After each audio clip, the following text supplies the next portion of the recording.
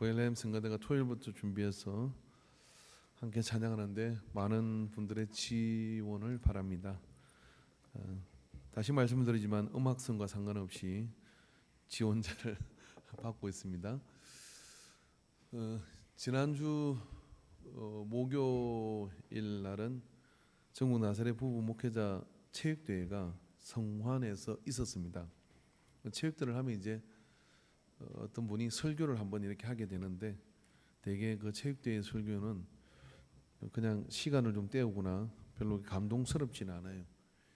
한 5분 정도 설교를 이렇게 하게 되는 건데, 이번에는 설교가 탁 와서 꽂히는 거예요. 뭐라고 설교했냐면 그 중에 한마디가 이것이었습니다. 나쁜 목사는 목회를 계속할 수 있어도 아픈 목사는 목회를 못합니다. 맹진리 같은 거예요. 그래서 내가 그분한테 이렇게 했죠. 나쁜 목사는 쫓겨납니다.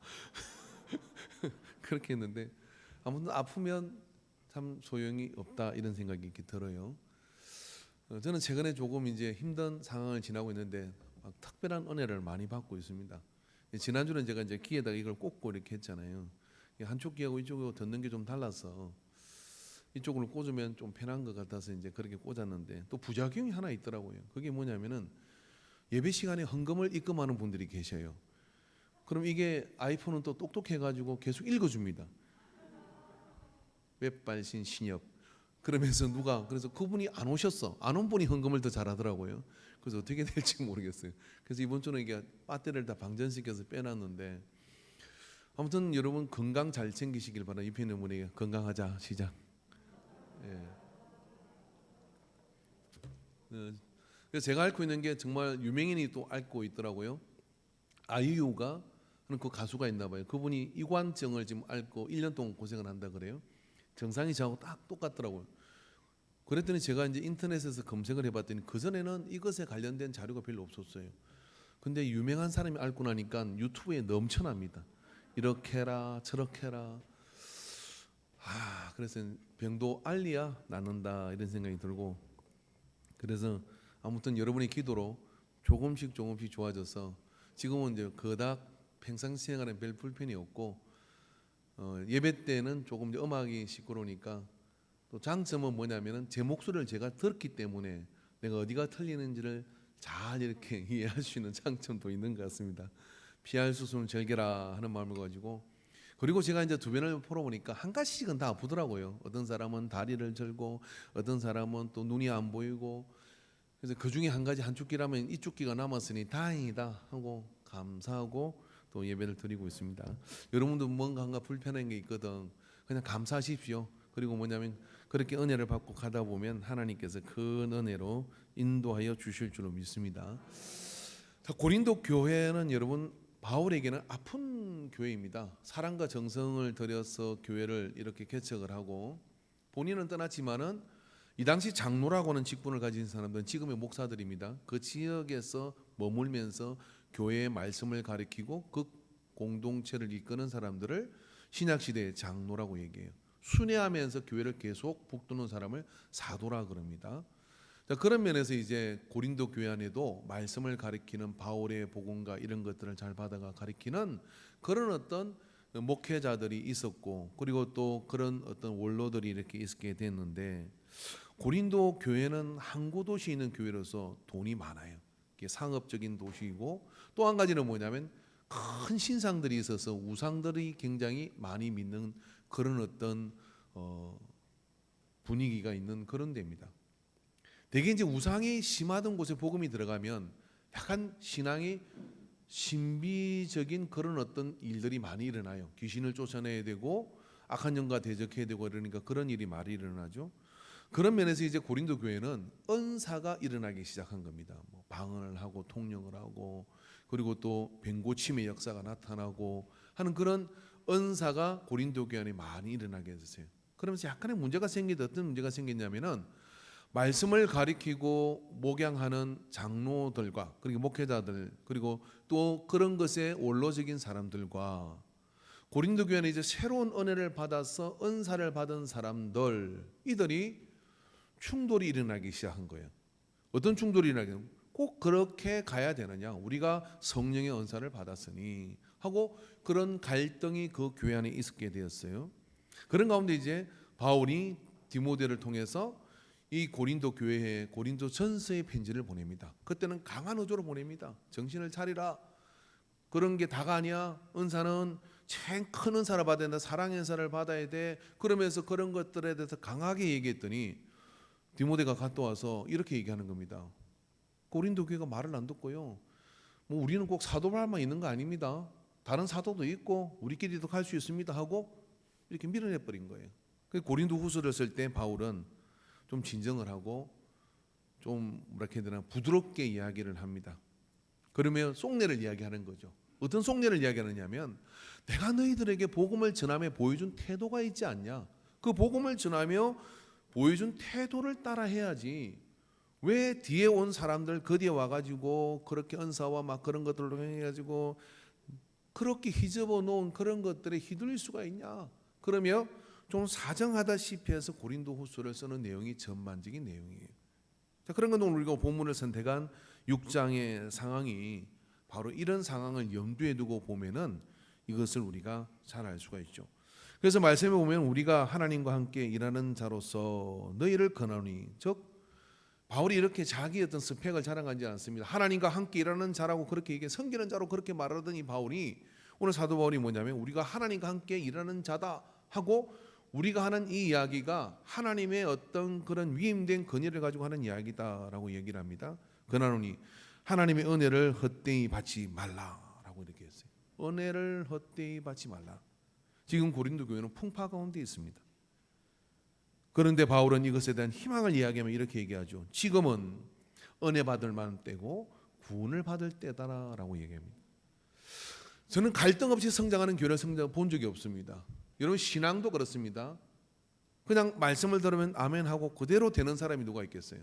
그게 과연 그런가 저런가 그렇게 하면 될까 안 될까 이걸 갈등이라고 그러거든요.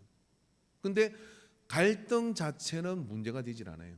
그 갈등으로 무엇을 선택하느냐가 그 선택의 책임을 져야 하는 건데, 그래서 교회는 계속해서 파도에 계속 휩싸이는 것처럼 크거나 적거나 많은 갈등의 요소들이 있습니다. 젊은 세대와 올해 연장자의 세대가 갈등이 있고 여자와 남자의 갈등이 있고 많은 갈등이 있고 목회자와 성도의 갈등이 있을 수도 있고 그런 많은 갈등들이 그냥 깔려 있어 이 세상에 있는 동안에는 없는 교회는 어디겠냐? 저 하늘에 있는 계시록에 나오는 천상교회만 갈등이 없어요. 그래서 그 갈등 자체를 우리가 문제시한다 그러면 우리는 거기에서 남아날 수가 없죠. 그래서 여러분 그 갈등을 어떻게 품을 수 있느냐 하는 이런 부분이에요. 저는 어제 그 일주일에 한 번 가는 배드민턴회 이 지역에 있는 배드민턴을 치는 모임이 그 hen덕 체육관에서 있어요. 근데 거기서 회식을 한다 해서 끝까지 참여를 했습니다. 그랬더니 거기에 이제 뭐 고기도 먹고 이렇게 하면서 이야기를 하다 보니까 저도 옛날에 인간교회를 다녔어요. 저쪽 위에 있을 때 다녔다고 얘기하더라고요. 70년생이니까 아마 이용구 원사님 알 것 같아요. 이름은 뭐 공석이니까 이야기를 하겠습니다. 근데 아니 어쩌다가 이렇게 학생회 때 열심히 했대요. 근데 이제 술 한 잔이 좀 들어가더니 그래서 술 때문에 술 먹어도 되니까 오세요. 우리 교회도 술 먹는 사람 많습니다. 몰라서 그렇지. 오라고. 그래서 오락했더니 술 이야기를 하다 나중에 이제 본질을 이야기하더라고요. 학생 때 전도사님이 자기를 시험 들게 했대. 열심히 했는데 그래 밤에 가가지고 교회 유리창을 깨버렸대요. 깨고 그 뒤로는 교회를 안 다닌 거예요. 지금 30년 넘은 거 아닙니까? 이번에 이제 올커니 10월 넷째 주에 다 잡아와야 되겠다. 그러니까 이제 공을 좀 드리려고. 근데 인사를 컥지는 해요. 그리고 또 교회 다닌 그 가락이 있어가지고 또 제가 평생에 또 뭔가 위하여 축사를 하면 없는 사람 목사님이 한마디 하시래. 그래서 제가 잔을 채우시오. 그래서 없는 사람 채우고 왜 이렇게 해서요? 건강하자. 제가 여러분을 위해서 기도하겠습니다. 회원이 총 21명밖에 안 돼요. 어느 분위기 너무 좋아요. 사람들이 참 좋습니다. 뭐 그래가지고 거기도 만나고 누구도 또 뭐 자기는 원정리 교회를 다닐 때 회장이 어머니가 다 이제 이렇게 춤 발라가지고 근데 갈등이 있었던 거죠. 학생의 마음에 이해 안 되는 상황이 벌어졌고 그래서 그 전도사님 누구냐고 얘기는 말을 못한대. 어딘가 목회를 하고 계시겠지만 그 목사님 아시겠어요? 모르겠죠. 그러면 내가 30년 40년 동안 교회 생활을 못한 것은 내 손이에요. 그 목사님은 아무 생각 없이 아마 또 목회를 하고 계실 거예요. 학생이 교회 유리창을 그렇게 충성하던 교회 유리창을 깨고 갈 정도니까 마음에 큰 뭔가가 있었겠죠. 근데 그 이야기를 안 벌리더라고요. 왜냐하면 그걸 가슴에 묻었다는 생각이 들어요. 근데 아마 조만간에 올 것 같아요. 알 것 같기도 하고 이렇게 올 것 같으니까 우리 인간교회는요, 그 잃어버린 사람들만 다 주스 모아도 예배당이 꽉 찹니다. 할렐루야. 그래서 그 일을 해야 되겠다 이런 생각이 들어요.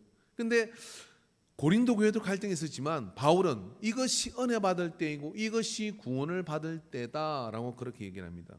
왜? 은혜를 제대로만 받으면 된다. 그 은혜를 제대로 받는 게 뭐냐?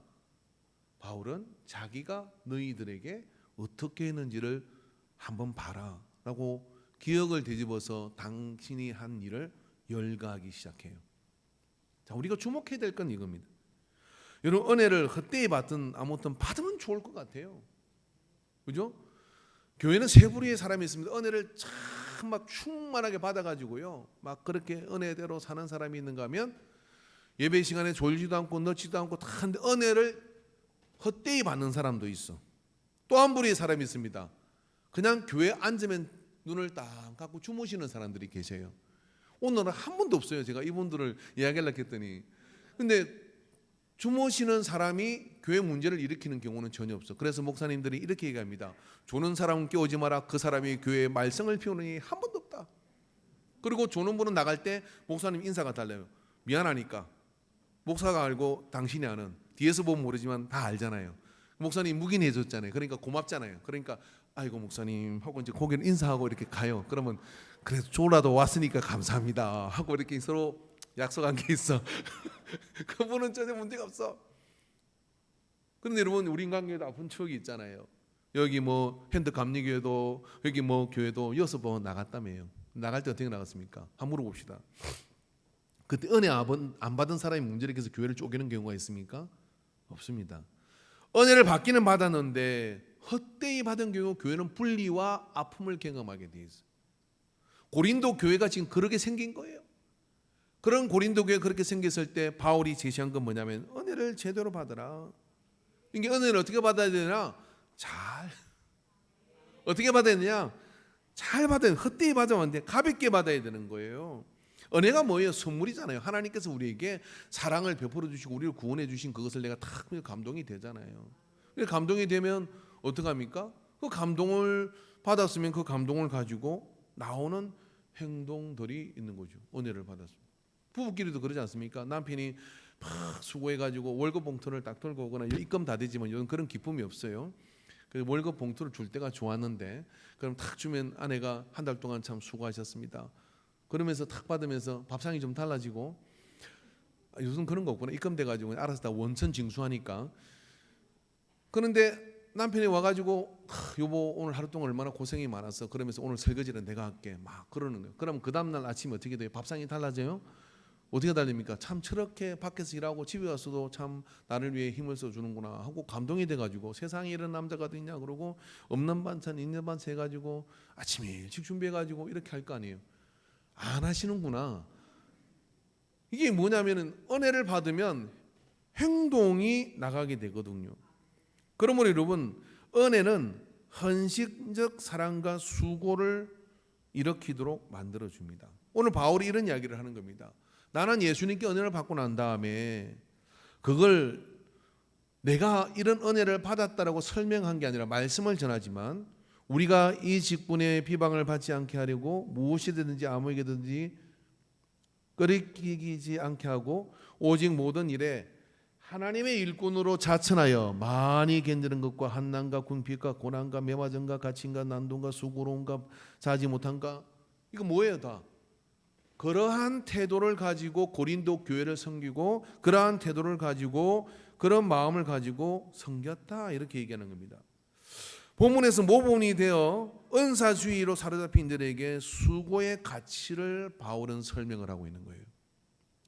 이 고린도 교회는 어떤 상황이 됐냐면 성령이 역사하고 은사가 임하니까 그 은사가 뭐냐면 계급장이 되어버렸어요. 누구는 방언을 한다더라, 누구는 통역을 한다더라, 누구는 예언을 한다더라, 누구는 병을 고친다더라. 여러분, 은사가 교회에 막 일어나면 주의해야 될 게 뭐냐면요, 그 은사 가지고 은사 노름을 해요. 노름이라는 것은 뭐냐, 누구 은사가 더 크냐 좋으냐 가지고 끝발제기를 해요. 그래서 바울이 고린도 전서를 통해서 은사는 그런 게 아니야. 은사는 섬기는 것이고 성도를 온전케 하는 것이고 그리스도의 몸을 세우는 것이야. 그리고 그 은사는 더 큰 은사가 없어. 더 큰 은사는 하나밖에 없는데 그것은 사랑이야 라고 그렇게 얘기를 하는 거예요. 근데 뭐가 빠져버린 것이면, 사랑이 오면 뭐가 오는 겁니까? 수고와 헌신이 동반되게 돼 있어요. 사랑이 오면. 그래서 은혜를 받은 자의 모델로서 자기가 이야기하는 거죠. 자, 여러분, 우리 교회는 매주 설거지 도우미를 자원받고 있습니다. 한 달 단위로. 저는 이것이 교회의 은혜 지수라고 생각을 합니다. 그러니까 은혜를 받으면 어떤 생각이 들었냐면, 내가 교회 어떤 부분에 뭔가를 좀 섬기고 싶은 생각이 들어요. 그래서 몸으로 수고하고 싶은 생각이 들고 이러거든요. 제가요, 안중연합회 부흥에 오신 목사님 중에 참 인상 깊게 보고 계속 추적해서 그분이 목회를 어떻게 하는지를 관찰하는 목사님이 계셔요. 근데 그 교회는 참 특이하더라고요. 여러 가지 사례를 참 한국 교회에 신선하게 충격을 주고 있는 분이신데, 그 교회는 청소함이 없어요. 부흥에서 그래, 우리 교회는 청소함이 없습니다라고 얘기하는 거예요. 근데 교회는 굉장히 깨끗해요. 그 왜 깨끗하냐 그러니까, 구입으로 청소 당번이 있는데 집에서 걸레 다 빨고 빗자루 다 준비하고 다 청소하고 집에 다 가져간대요. 교회 그걸 좀 방치돼서 냄새나고 이리저리 굴러다니니까 들고 간대요. 그래서 청소함 자체가 깨끗이 비어 있어요. 근데 교회는 항상 깨끗해요. 그리고 교회 안에 다 자기 봉사가 이렇게 있습니다. 그런데 어느 날 2층 계단 세 번째 화분이 있는데, 그 화분에 물을 주는 근사님이 계셨어. 그러니까 2층의 계단의 화분은 누가 주고, 예배 끝나면 등은 누가 꽂고, 다 자기 사역이 있는 거예요. 그 은혜를 받으면 몸으로 다 그렇게 수고를 합니다. 근데 그 근사님이 병원에 갔더니 암이 걸려서 중환 선고를 받게 됩니다. 그래서 목사님이 이랬대요. 그 이야기를 듣고 신방을 하고 난 뒤에, 근사님이 이제 그 일을 하기는 너무 이제 항암에 집중을 하고 치료하는 데 좀 집중을 하는 게 좋을 것 같아서 건면을 했대요. 근사님, 그 일은 제가 다른 분한테 부탁을 하겠습니다. 그러니 근사님은 치료에 집중하셔서 하나님께 기도하고 우리가 같이 그 치유하는 데 집중합시다. 그랬더니 정색을 하고 안 된다는 거예요. 제가 천국 가는 것도 사는 것도 하나님의 뜻에 있지만, 제가 살아있는 동안에는 저는 그 일을 할 때 기쁩니다. 그러면서 부부가 그렇게 이제 항암을 하면서, 여러분 항암을 하면 어떠냐면 입맛이 없고 속이 뒤집어지고 그래요.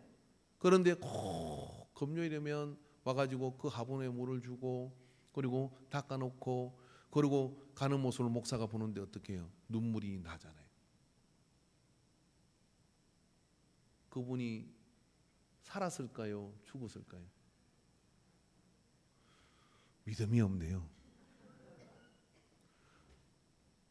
그 강사 목사님이 죽었으면 말을 했겠어요? 죽어도 은혜라고 하지만, 그런데 신기한 일이 벌어집니다. 무슨 일이 벌어지냐면, 의사는 힘들다고 얘기했는데 점점 몸이 좋아지는 거예요. 점점 몸이 좋아져 가지고요, 이제는 그 옆에 화분까지 돌보는 일을 자청해서 하겠다고 하셔가지고, 그 부흥이 오실 때까지는 펄펄 살아 계셨다고. 할렐루야. 안 믿으시는데 믿어보세요. 뭘까요? 은혜를 몸으로 받았어요. 은혜로 몸으로 받아서, 우리가 여러분 은혜를 받으면 내가 무엇을 할고 손과 발이 움직이는 마음이 들어요. 지난주 우리 교회 로비는 화장실이 막혔습니다. 화장실이 막혔대. 누가 발견을 했는데, 발견을 하고 그분은 바쁘니까 저한테 이야기를 하더라고요. 그 제가 이야기하기 전에 먼저 가보니까 그 막혀서, 그래서 이걸 어떻게 뚫어야 될까 하고 문을 내렸더니 막 넘칠락 하더라고요. 그래서 대략 난감한 거예요. 그 안에 뭐 동동 떠다니는 것도 있고 화장실도 있고. 그래서 와이셔츠 고리를 패가지고 한번 이렇게 해봐야 되나? 뭐 궁리를 잔뜩 하고 있는데 우리 모 근사님이 목사님 화장실이 막혔더라고요. 그래서 제가요 막 털에폰 갖다가 부었더니 내려갔어요.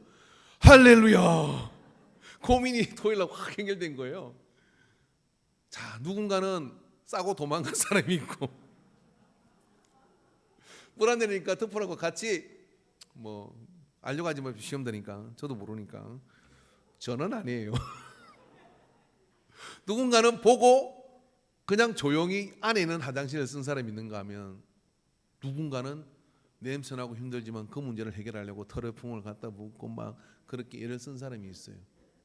혹시 이번 오늘 로비에 화장실을 쓰시거들라 또 막히지 않도록 조심해 주시고 혹시 쓰시거들라 은혜로 쓰시기를 바랍니다. 다 사연이 있어요. 교회 어느 것 하나도 여러분 사연이 없는 게 없습니다. 오늘 꽃꽂이 있는 것부터 시작해서 모든 건요, 이게 이쁘냐 괜찮으냐 어쩌냐 뭐 십자가가 잘 달렸냐 어쩌냐, 그게 하나가 거기에 붙기 위해서는 누군가는 은혜 받은 것을 온몸으로 수고해서 해놓은 그런 헌신의 그림자가 그 뒤에 있는 거예요. 여러분 이거를 보는 사람이 누구냐면 은혜로 몸으로 받은 사람은 저거 하느라고 얼마나 애를 썼을까. 그러고 그게 느껴지니까 뭐냐면 그게 다 이뻐 보여. 그게 다 맛있어 보이고 그게 다 귀해 보이는 겁니다. 바울은 그 이야기를 하는 겁니다. 은혜를 헌신과 수고로 받아라. 그게 정상적으로 받은 것이다. 할렐루야. 오늘 여러분 식당에 들어가시거든 밥 먹기 전에 반찬이 몇 가지를 새기도 하시겠지만은 그거 뭐 봉사하는 게 힘들어서 밥 안 먹고 하는 분들도 먹으세요. 먹고 그 옆에 백이 보이거들랑 그게 첫째 주 봉사자, 둘째 주 저는 그게 꽉 찬 적을 본 적이 없어요. 근데 한번 오늘은 채워봅시다. 나는 셋째 주에 설거지를 하겠다. 나는 넷째 주에 설거지를 하겠다. 그리고 그날은 옷을 입고 올 때 좀 캐주얼하게 딱 입고 와가지고 땀 흘리도 괜찮은 거 입고 와가지고요 폼나게 탁 한번 설거지를 한번 하십시오. 그렇게 설거지를 하면 뒤에서요 남자가 들어가면 교회가 남자가 힘이 있어 보이고 여자가 들어가면 참 저렇게 이쁜 분이 또 설거지를 하는구나. 그러고 주방에 향기가 날 줄 믿습니다. 어떤 향기? 은혜의 향기가. 예수 향기 날리며 은혜 향기 날리며. 그 교회는 청소함이 없다는데 여러분 오늘 우리가 말씀의 은혜를 받으면 뭔가 하고 싶은 마음이 들 때 여러분 그것을 통해서 교회가 어떻게 되겠어요? 튼튼해지고 강해질 뿐만 아니라 누가 이야기한 것처럼 천국 갔더니 다 입만 동동 떠 있더라 하는 그런 이야기가 아니라 온 몸이 하나님의 은혜로 채워지면요 그 수고를 알기 때문에 어떻게 되냐 불평과 원망과 이런 거 하나도 안 나와요. 그냥 네가 귀하다 내가 귀하다 막 그러면 서로 귀함을 자랑하게 되죠. 그래서 이것이 저는 우리 은혜의 지수라고 생각합니다. 그러므로 여러분 오늘 말씀에 이르는 것처럼 너희는 더욱 큰 은사를 사모하라. 고린도서 12장 31, 30, 13장 1절에 12장까지 은사 이야기를 쭉 하다가 31절 마지막에서는 너는 더 큰 은사를 사모하라. 내가 또한 가장 좋은 길을 너에게 보이리라. 내가 사람의 마음과 천사의 말을 할지라도 사랑이 없으면 소리나는 구리와 울리는 괭가리가 되고. 고린도 교회를 향해서 너희들이 은사 받았다고 자랑을 하는데 그 은사는 다 섬김을 위한 것인데 그것보다 큰 은사를 사모해라. 그게 뭐냐면 사랑이다. 그러면서 고린도 13장에 사랑을 쭉 읽어가는 거예요. 어떤 사랑이? 아가페의 사랑이에요. 그 사랑하면 어떻게 되느냐? 온 몸이 거기에 헌신하게 되고 봉사하게 되는 거예요. 여러분 은혜를 헛되이 받지 않는 것은 어떤 거냐면 직분이 비방받지 않게 하려고 라고 오늘 바울은 내가 왜 이렇게 했냐면 내가 은혜를 받았기 때문에 우리가 이 직분이 비방을 받지 않게 하려고. 어떤 직분입니까? 말씀을 전하고 사도의 역할을 하고 전도자의 역할을 하고 그런 직분이 비방받지 않게 하려고 라고 이야기를 했어요. 여러분 우리 교회는요 직분자가 3분의 2입니다. 정교인의 간부화가 아니라 정교인의 재직화예요. 재직화. 그런데 이 말씀은 어떤 의미가 있느냐면요 은혜를 받으면 사명의 눈을 뜨게 된다라고 얘기해요. 헛되이 은혜를 받으면 내가 직분 자랑을 하거나 아니면 뭐 제가 아는 어떤 교회 그 목사님은 장로고시를 보는데 고민을 이렇게 이야기를 하더라고요. 올해도 장로고시를 또 하고 뭐 그렇게 했는데요. 목사님들, 우리 지방의 목사님들이 그 장로고시위원회에 있는 분들이 이분은 꼭 장로 시켜 주셔야 됩니다. 막 그렇게 얘기해요. 왜요? 그러니까 장로 안 시키면 교회 옮긴대요. 그래요. 장로를 안 시키면 교회로 옮긴대요. 여러분 그런 얘기 들어보셨어요? 저는 그러니까 그리고 보니까 진짜 옮기게 생겼더라고요. 그러면서 절대로 통과를 시켜 주십시오. 왜 그럽니까? 그러니까 다른 교회 가서 장로 받고 오겠다고 그랬대요. 장로 받고 오는 건 또 뭐예요? 왜 그러냐고 그러니까 자꾸 친구들이 묻는다는 거죠. 너는 교회를 20년 다니고 나이도 됐는데 왜 장로를 못 받냐? 술 한잔 하면서. 그럼 친구들이 자꾸 놀린다는 거예요. 놀리니까 장로 받아야 돼요? 은혜를 헛되이 받는다는 이야기는, 잘 받았다는 이야기는, 은혜를 받으면 반드시 뭡니까? 일을 하고자 하는 마음이 들고, 일을 하고자 하는 마음이 들면 그게 은사가 오고, 은사가 오면 그 일에 이제 소중함을 알게 된다, 이런 이야기예요. 그래서 바울은 어떻게 했다는 거예요? 사도로서 부름을 받고 난 뒤에 이 직분이 비방을 받지 않게 하려고 내가 집사가 되고 근사가 되고 직분자가 되고 중직이 됐어요.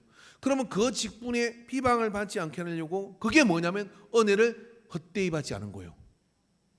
근데 그렇지 못하면 은혜를 헛되이 받은 거다, 이거. 고린도 교회 안에 그런 일이 지금 벌어지고 있었던 거예요. 그래서 은혜를 받으면 은사가 오는데 그 은사들을 통해서 열심히 섬기는 일을 하는 것이죠. 그죠? 열심히 섬기는. 에베소 4장 11절 13절 말씀 봅시다. 그가 어떤 사람은 사도로, 어떤 사람은 선지자로, 어떤 사람은 복음 전하는 자로, 어떤 사람은 목사와 교사로 삼으셨으니 이는 성도를 온전하게 하여 봉사의 일을 하게 하며 그리스도의 몸을 세우려 하심이라. 우리가 다 하나님의 아들들을 믿는 것과 아는 일에 하나가 되어 온전한 사람을 이루어 그리스도의 장성한 분량에 충만한 데까지 이르리니. 은사를 준 이유가 성도를 온전하게 하고, 부지런히 성도를 세우고 온전하게 하고 봉사의 일을 하고 그리스도의 몸을 세우려 하십니다. 직분 있는 이유가, 은사 받은 이유가 그거라는 거예요. 성경에 그렇게 써놨습니다. 그러면 이제 그런 것들을 열심히 할 작정을 해야 되는데 뭡니까? 직분을 받기는 받았는데요, 자기의 자업이 없어요. 직분을 받기는 받았는데, 그러니까 쉽게 하면 이런 이야기입니다. 직분을 받은 사람은 어떤 사람이냐? 이걸 아는 사람 직분 안 받으려고 해요. 직분을 받은 사람은 식당에서 종업인이냐 손님이냐로 나누어지는 거예요. 예배당 이렇게 있지만요, 자기를 잘 생각해 보세요. 교회 딱 왔는데 내 할 일이 있어. 그리고 교회 딱 왔는데 나는 누가 할 일 시켜주는 게 아니에요. 자기가 찾으면 돼요. 성가대 가운 정리를 자기가 한다든지, 아니면 뭐 신발 정리를 한다든지, 그리고 일찍 와서 뭐 이렇게 안내를 한다든지, 차량 봉사를 한다든지. 우리 교회는 지금 막 일이 넘쳐 있어요. 이계혁 장님 혼자서 저 앞에서 차 들어오는 거 다 인사하잖아요. 그러면 여자분들이 우리 교회 주차 라인이 좁아가지고요, 차 대려 그러면 이게 간당간당해요. 근데 거기에서 뒤에서 차를 착 봐주고, 아니면 발리 파킹을 탁 해주면은요, 얼마나 멋지겠어요. 내리십시오 하고 탁 그냥 찍으면 안 되지만 그렇게 발리 파킹을 잘하고 할 일이 참 많거든요. 그런데 자기의 자업이 없어. 그런데 직분이 있어. 그럼 뭐냐면 직무유기를 하고 있는 거거든요. 그러니까 누가 물어봐요. 아이고, 인간교회 집사입니다. 그럼 집사님이면 교회에서 뭐 하세요? 물으면 할 말이 없어. 그냥 성가대 서고 있습니다. 그것도 할 일이죠. 그렇지만 저는 인간교회 예배에 빠지면 큰일 납니다. 왜냐하면 내가 예배 빠지면 차가 엉망이 돼요. 내가 예배 빠지면 막 이렇게 안 됩니다. 그런 마음을 가지고서 섬기는 것이 은혜를 제대로 받은 거라는 거예요. 근데 그런 마음이 1도 없어. 더더군다나 교회 주부에서 뭐 이런 게 나가고 저런 게 나갔습니다. 근데 난 2주 빠졌어요, 직분자가. 그런데 교회가 그 다음 주 왔더니 야외를 갔네. 성질 나왔나요? 어떻게 나한테 연락도 없이 가냐? 그리고 주변에 있는 사람들을 막 족치죠. 근데 전화 한 통 없이 갔냐? 족칠 일에 가슴을 찢으면 해결할 일이죠. 왜냐하면 종업원이잖아요. 이게 섬기는 자이잖아요, 직분자는. 근데 손님처럼 그렇게 하면 어떻게 되는 거예요? 이게 뭔가 은혜를 헛되이 받은 거다 이런 이야기죠. 이게 은혜를 제대로 받은 사람은 자기를 찾아요. 그 은혜를 제대로 직분이 있거나 상관없이 자기를 찾습니다. 이런 교회 마당에 꽃을 관리하는 거나 뭐 이런 가는 것 저런 거 다 손 안 가는 일이 어디 있어요. 근데 그런 것들이 왜 있느냐면은 그런 것을 통해서 내가 은혜 받은 것을 이렇게 주의 몸된 교회를 섬기고, 또 누가 몇 주 예배를 빠지게 됐습니다. 그러면 목사님 신방 좀 하세요 이러는 분이 있는가 하면 어떤 분은 이렇게 얘기합니다. 그냥 자기가 전화를 해서 신방을 해요. 이만저만 이야기를 들어보기도 하고, 그런 사정을 다 듣고 난 다음에 목사님 그분이 지금 이런 사정이라 그러는데 목사님 한번 가서 신방을 했으면 좋겠습니다. 그러면 날짜도 또 같이 가고, 그리고 갔다 오는데 또 한번 가보고, 이런 분이 이게 뭐냐면 성도를 돌보는 일이다 이런 이야기. 주일날 예배 오면 여러분 집사님들이나 재직 되시는 분들은요, 여기 우리 교회는 너무 좋잖아요. 말하자면 3분의 2가 직분자니까 나머지 3분의 1 직분 아닌 없는 분들은 가만히 앉아 있으면요 밥까지 다 떠가다 줘도 괜찮은 숫자예요. 이게 그렇게 섬기는 것이 문화가 되어야 되거든요. 그렇게 섬기는 것이 문화가 될 때 교회는 어떻게 되느냐, 은혜를 제대로 받는 그런 교회가 돼서 성장하는 그런 교회가 되죠. 그런 역사가 나타나게 되어 있습니다. 그래서 여러분 은혜를 몸으로 받아서 주님을 섬기는 일에 여러분 한 걸음 더 나갈수록 내 언어가 커지고, 여러분 그렇게 되면 어떻게 되느냐면 은혜의 선순환이 일어나요. 은혜의 선순환이 뭐냐면은, 자, 은혜의 선순환이 일어나게 되는 일이 벌어지죠. 앞으로 여러분 우리가 이제 내년에 장로 임직을 하게 될 것 같은데요. 근사 임직도 새로 하게 될 건데, 이 선임당의 원리라는 게 있습니다. 무조건 이제 앞으로 장로님 되시는 분들은 이용성 장로님 수준으로 따라와야 돼요. 9시면 교회를 딱 와. 그죠? 그 다음에 1시간, 2시간 동안 교회 마당을 쩌시고 정리를 하고 주변을 돌아보고, 그리고 수요예배, 금요예배, 새벽예배까지 특별한 사정이 없으면 그냥 기본으로 드리는 예배가 되어야 됩니다. 그러지 못하면 추천하지 마세요. 왜냐하면 그렇게 해서 은사와 그런 직분이 딱 세워진 사람들이 하면 그 다음은 다 그렇게 하는 줄 가요. 그런데 11시 예배 겨우 한번 딱 나와서 앉아 있다가 예배를 드린 분이 장로님이 되셨어. 그럼 그 뒤는요 근사 집사 다 그렇게 갑니다. 교회 망합니다. 이게 선임양의 원리예요. 그러므로 여러분 그런 은혜 가운데 바울이 지금 고린도 교회를 지적하는 겁니다. 은사 좋다 그래 다 한데 헛되이 은혜를 받지 마라. 그럼 제대로 은혜 받은 건 뭐냐면, 그러한 내 직분이 비방받지 않게 하기 위해서 내가 얼마나 수고했는지를 봐라. 그래서 매맞음과 갇힘과 난동과 수고로움과 자지 못한가 먹지 못한가 이런 것들을 수고로 다 감냈다는 이야기예요. 저 정도에 가면은 문중경 전도사님의 순교 교회가 있습니다. 그 순교교회도 참 귀한데 그 옆에 교회가 하나 있어요. 거기는 목회자를 파송 못해서 장로님이 목회를 했어요. 임시로. 근데 그게 이제 인민군들이 돌아가지고 거기서 교회 다니는 사람들을 다 이렇게 핍박을 하는데, 그 장로님이 자기 아버지, 자기 손자 이 3대를 모래바닥에 구덩이를 파놨고요. 그 교인들을 다 거기다 집어넣었어. 나 예수 믿고 도망가면 돼요. 그런데요 그거 부인을 못해서 거기에 생모래바닥에 들어갔다 이거죠. 왜? 내가 교회를 지켜야지. 이 정도의 믿음과 야성을 가지고 있는데 그 동네요. 그걸 들을 때 저는 온몸이 소름이 돋더라고요. 너는 어떻게 할래? 그런 생각이 들면서 당연히 그래야지. 여러분 지금 그런 시대입니까? 예배 한번 제대로 잘 드려야 되는 거고, 그리고 그 안에서 내가 좀 교회를 몸된 교회처럼 이렇게 내가 말하는 대로 봉사하면 되는데, 그것조차도 힘들고 무슨 장로 임직 안 받으면 다른 교회 가겠다는 소리나 하고, 이런 상황이 한국교회 지금 수준이에요. 이 수준이에요. 그럼 그 순수 따라가야 되겠어요? 기독교 역사에 100년이 가까워 넘어가는 이 90년 역사를 가지고 인간교회가, 여러분 이제 우리가 그런 것들을 은혜를 제대로 받는 그런 믿음으로 우리가 한번 도전을 해보기를 바랍니다. 할렐루야. 그래서 직분이 비방받지 않게 해서 그렇게 가지고 나가는 한 사람, 두 사람, 세 사람이 서면 어떻게 되느냐 하면 그 뒤를 따라 다 그렇게 돼요. 청소함이 없는 교회는 그냥 그렇게 됐겠습니까? 앞선 사람들이, 먼저 중지된 사람들이 그런 태도로 교회를 섬기니까 그 뒤를 따라 그게 은혜 받는 길인 줄 알고 그렇게 하면서 그들은 하나님의 역사를 이루며 가는데, 우리 역시도 여러분 교회가 뭔 일을 하겠다고 하면 참 모으기가 힘든 그런 상황이 아니라 의사에서 같이 모여가지고 하는데 직분자만 다 모여도 괜찮아요. 그렇게 모여가지고 그런 일들을 해나갈 때 교회가 얼마나 흥미롭고 재미있는 일이겠어요. 근데 그게 중요한 게 뭐냐면 은혜를 제대로 받았다 이런 이야기예요. 은혜를 제대로 받는 역사가 우리 교회 안에서 없는 것은 아니지만 좀 더 왕성하게 일어나게 되기를 바랍니다. 여러분 은혜를 잘 받은 사람은 태도와 몸이 교회가 한 부분이 되어 있습니다. 저는 어릴 때요 이런 이야기를 많이 들었어요. 그 집은 교회댁이라고 해서 우리 아버지가 목회하기 전에도요 그 집은 교회 다니는지 그리고 우리 어머니를 교회댁 그랬어요. 사모도 아닌데 왜 교회댁이라 그래요? 그 동네에서 교회 다니는 집은 딱 우리 집 하나였거든요. 왜 그런가? 교회 아줌마라고 그렇게 얘기를 합니다. 저 예덕리에서 목회할 때 우리 집 사람은 동네에서 교회 아줌마라고 아이들한테 불렸어요. 사모님은 모르니까 교회 아줌마라고 그래요. 그러면 교회 아줌마 배고파요 밥 먹으러 오는 애들이 있었어요. 그러면 그 애들 밥 주고 그렇게 했는데 그 말이 참 정감 있고 정서가 있더라고요. 왜냐하면 교회 냄새가 나는 사람이다 이런 얘기. 나쁜 걸까요 이게? 고린도후서 3장 3절에 너희는 우리로 말미암아 나타난 그리스도의 편지니 이는 먹으로 쓴 것이 아니요 오직 살아계신 하나님의 영으로 쓴 것이며 돌판에 쓴 것이 아니요 오직 육의 마음판에 쓴 것이다. 그리스도의 편지다. 그 편지가 뭐냐면은 사람들이 나를 보면 아, 저 사람은 예수 믿는 사람이구나. 내가 교회 다녀요. 예수 믿는 사람이요. 라고 말을 하지 않아도 그런 평가를 듣는 사람이 돼야 되거든요. 저는 좀 목사로서 핸디캡이 좀 있었습니다.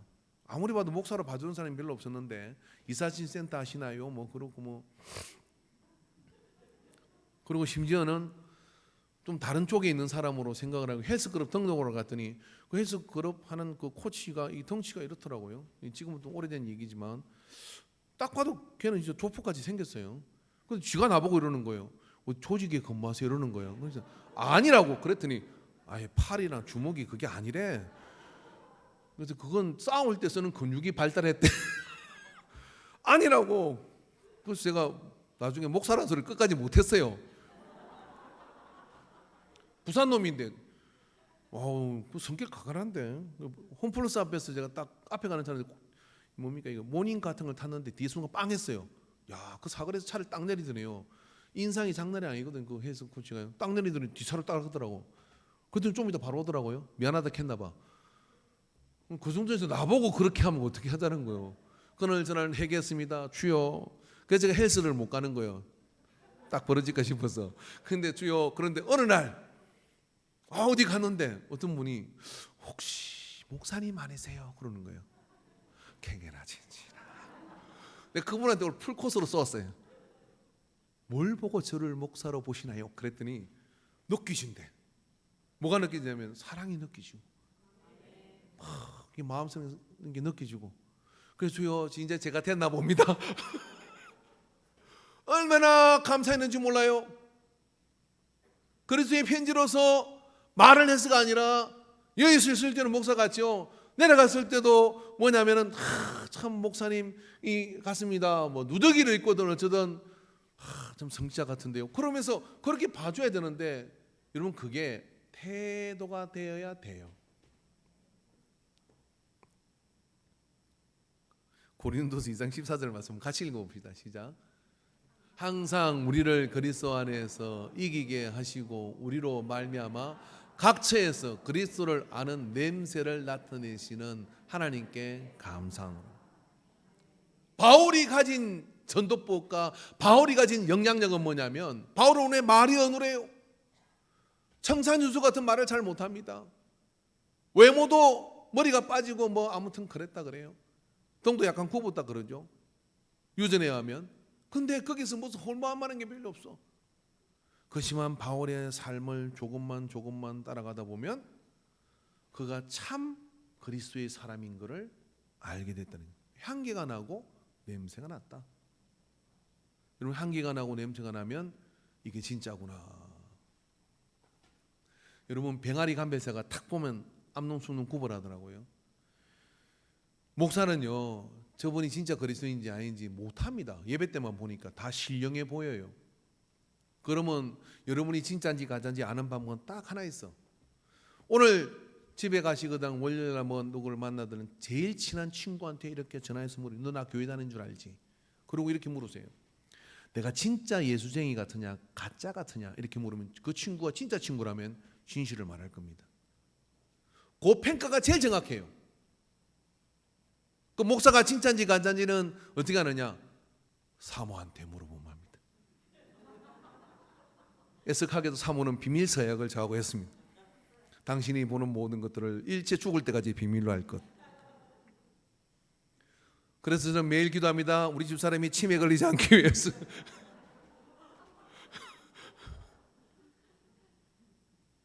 그렇다고 쓸데없는 상상을 하지 마십시오. 어떤 사모님이 강제상에 이불을 가지고 예배 시간에 올라왔다는 거 아니에요? 도발. 예배 시간에 이불을 가지고 올라왔어. 깜짝 놀라 교회가.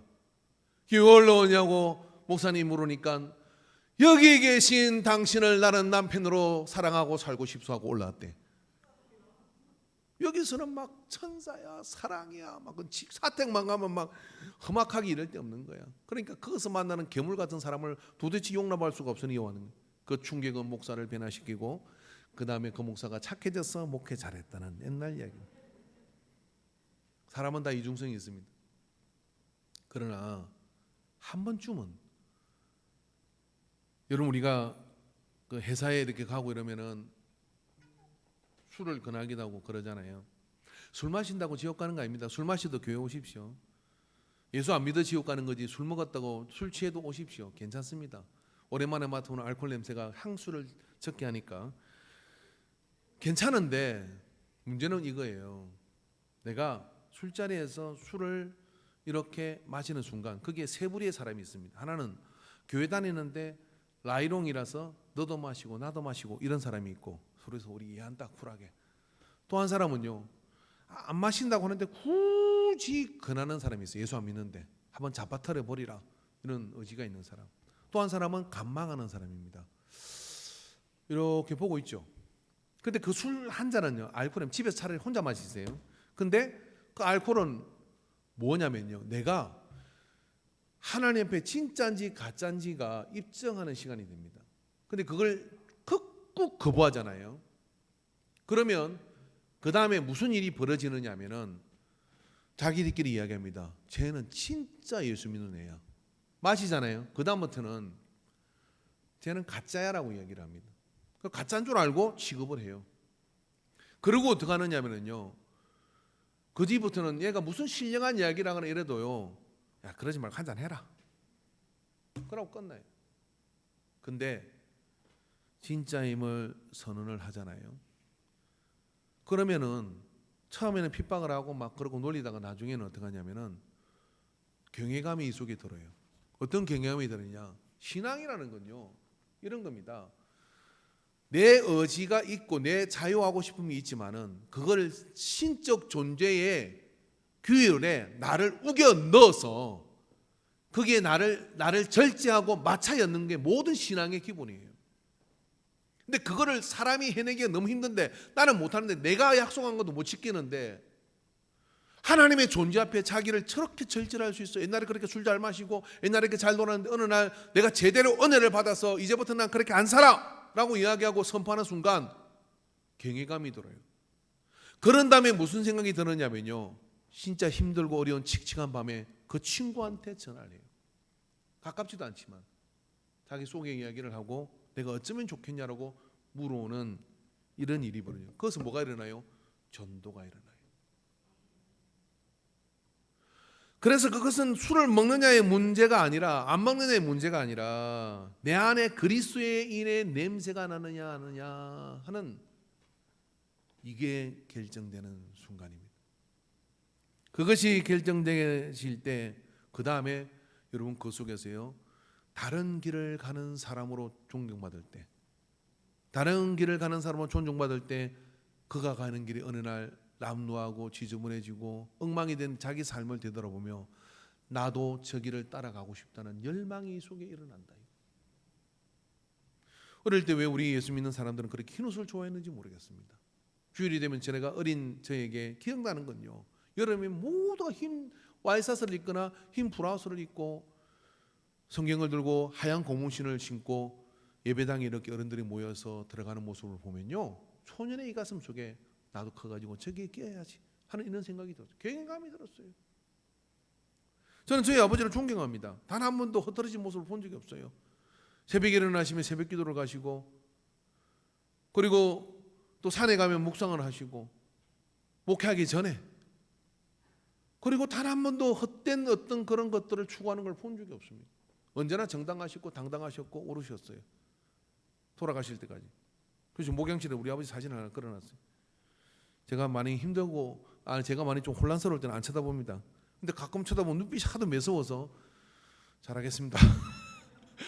아니 그분이 살아계시다는 얘기는 의식 속에 있는 아버지에게 나도 저 산을 넘어야지 하는 생각을 하게 되게 만들더라고요. 여러분 우리는 누군가에게 롤 모델이 되고 있어요. 자식에게 롤 모델이 되기도 하고요. 또 믿음의 후배들에게 롤 모델이 되기도 합니다. 근데 이런 생각 들지 않습니까? 할 것 같으면 은혜를 제대로 받아가 제대로 해보자.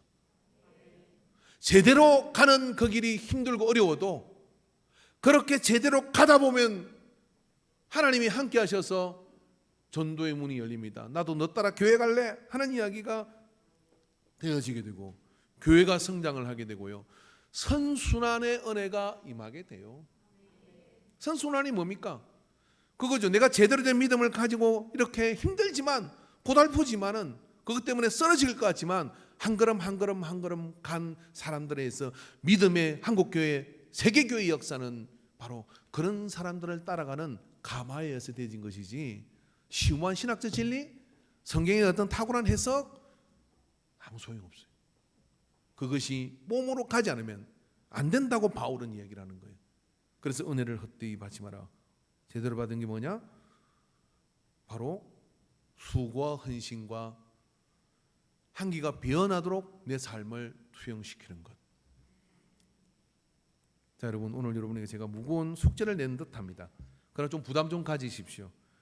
우리가 은혜를 제대로 받지 않으면 세상은 가짜 투성이가 되고 말 겁니다. 그러나 제대로 은혜를 받으면 누가 감히 그리스도인들을 욕할 수 있겠습니까? 욕해도 괜찮습니다. 하나님께서 제대로 보고 계시니까.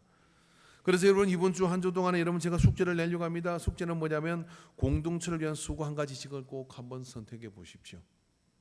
그 뭐라 좋습니다. 한번 주변을 돌아보고 교회 안에 시설의 부분도 있을 수 있겠고요. 그리고 우리 교회 안에서 어떤 분들이 힘들어하는 분들이 있을 수도 있겠죠. 그런 분들을 위해서 내가 뭔가 수고를 하나 하겠다. 그런 마음을 가지면 좋을 것 같아요. 저는 그 용골에 있을 때 어느 성탄절을 잊지 못하는데 그 성탄절에 우리 교회 지금 여기 있는 모 집사님이 빨간 그 목도리를 빨간색인가 그 목도리를 한 3개를 딱 떴어요. 성탄절을 저으면서 그 가까이 아마 시작을 한 것 같아요. 아주 풍성하고 실값도 많이 드는 것 같습니다. 아무 말 없이 그 목도리를 떠가지고요. 그 한 해 동안 주방 봉사를 제일 많이 수고하고 또 여러 일에 헌신을 아끼지 않았던 2분인가 3분에게요. 그걸 이렇게 걸어드렸어요. 성탄절 선물로. 저는 굉장히 감동이었어요. 왜냐하면은 그 목도리를 떠는 시간이 있었고 물질이 있었잖아요. 그리고 또 그 마음이 있었던 것이죠.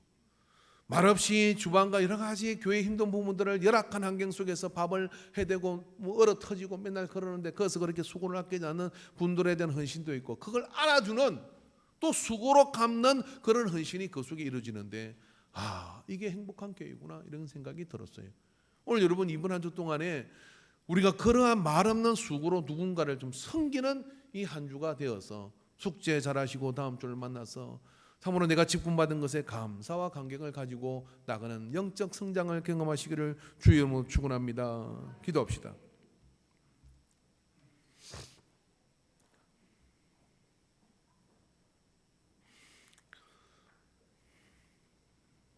백년의 믿음을 다음 세대와 함께 우리에게 물려줄 그 믿음의 그림들을 그리게 하여 주시옵소서. 인광의 믿음을 보고 싶으냐?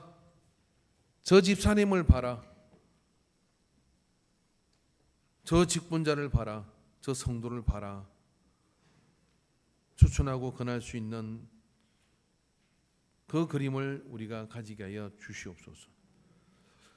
아버지, 오늘 우리 자신을 되돌아봅니다. 너는 은혜를 제대로 받은 것인가? 아니면 헛되이 받은 것인지. 우리 모두 죄인이고 우리 모두 부족하기 이를 데 없는 우리입니다. 그러나 이제 바울처럼 수고와 헌신으로 은혜를 몸으로 배워가는, 받아가는, 표현하는 온전한 그리스도인으로 서게 하여 주옵소서. 이 시간 잠깐 기도하겠습니다. 주여 삼창으로 기도합니다. 주여, 주여, 주여. 우리는 연약합니다.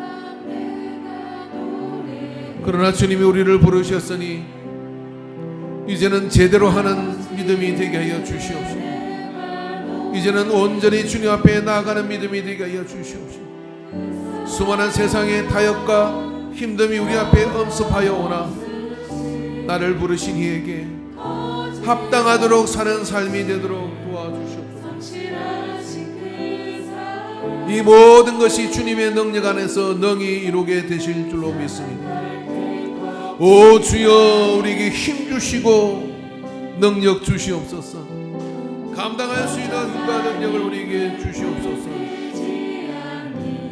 아버지여, 그리스도의 벤지로, 그리스도의 향기로 나아가게 하여 주시옵소서.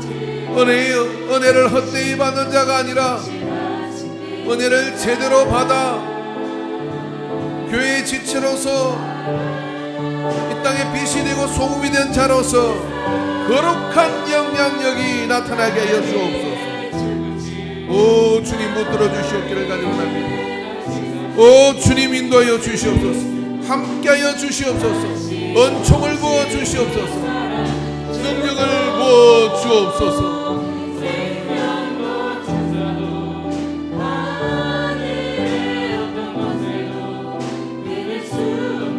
기도하실 분은 계속 기도하시고, 찬양하실 분은 다 같이 찬양합시다.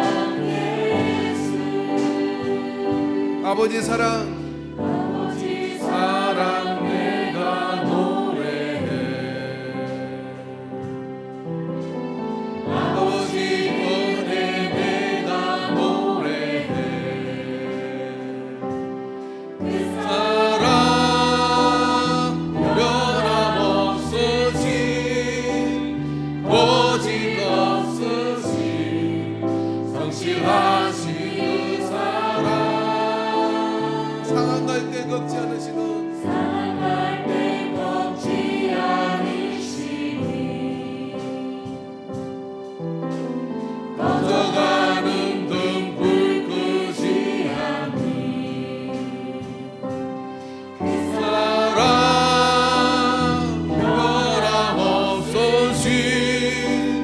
오직 없으신 성실하신 그 사랑,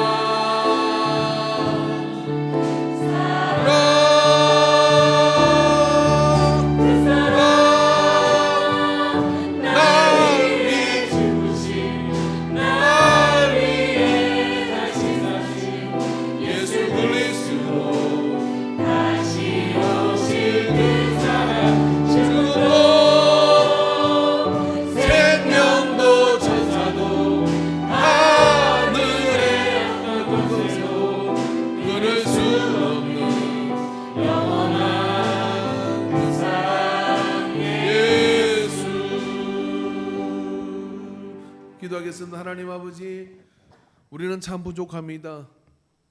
이 부족 가운데 하나님의 채우심과 도우심이 간절하오니 우리가 받은 은혜가 손과 발과 마음으로 깊이 임하게 하여 주시옵시고, 은혜가 온몸으로 나타나 세상이 더 살만한 세상이 되는 빛이 되고 소금이 된 삶으로 살게 하여 주시옵소서. 이번 한 주 아버지, 우리의 마음속에 거룩한 열망을 가지고 온몸으로 수고하는 헌신을 작정합니다.